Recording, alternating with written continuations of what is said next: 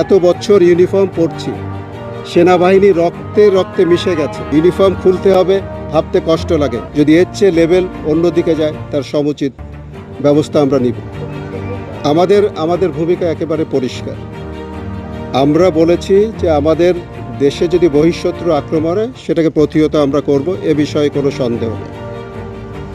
বর্তমানে যে ধরনের সমস্যা ওখান থেকে হচ্ছে, বর্ডারে কিছু কিছু বর্ডার ভায়োলেশন, এটা কিন্তু আমাদের ওখানে বর্ডার গার্ড আছে, আমাদের কোস্ট গার্ড আছে, তারা বিষয়টা সম্পূর্ণ তদারকি করছে এবং সরকারের নির্দেশ অনুযায়ী কিন্তু প্রয়োজনীয় ব্যবস্থা নিচ্ছে। আমরা কিন্তু খুব প্রস্তুত আছি, যদি এর চেয়ে লেভেল অন্যদিকে যায়, তার সমুচিত ব্যবস্থা আমরা নিব। আমাদের শুধু সেনাবাহিনী, আমি জানি নৌবাহিনী, বিমান বাহিনী, তারাও প্রস্তুত। বাট এখনও পর্যন্ত এমন কিছু হয় নাই যাতে ডিফেন্স ফোর্সকে চলে যেতে। আপনারা জানেন যে সব কিছুর একটা লেভেল আছে, ডিপ্লোম্যাটিক লেভেল ফেল করলে আমাদের যে বর্ডারে যারা আছে তারা হোম মিনিস্ট্রির আন্ডারে, তারা ফেল করে, তার কোনো ডিফেন্স। এই ধরনের কর্মকাণ্ডের জন্য ডিফেন্স আগে চলে গেলে তো তাহলে আমাদের মনে হবে যে আমরা যুদ্ধ করতে যাচ্ছি। আমরা তো যুদ্ধ করতে চাই না, আমরা সবার সঙ্গে বন্ধুত্ব বজায় রাখতে চাই।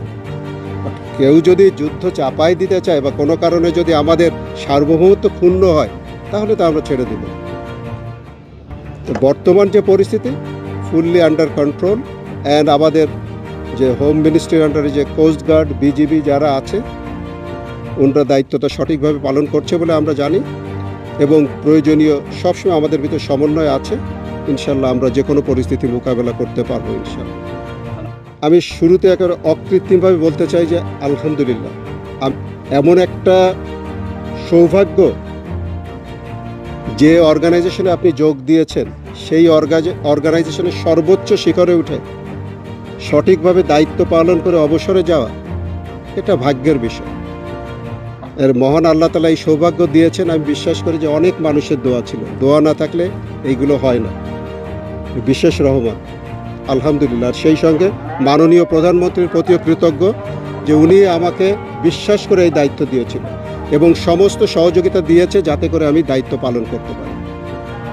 এত বছর ইউনিফর্ম পরছি, সেনাবাহিনী রক্তে রক্তে মিশে গেছে, এটা ছেড়ে যেতে কষ্ট লাগবেই।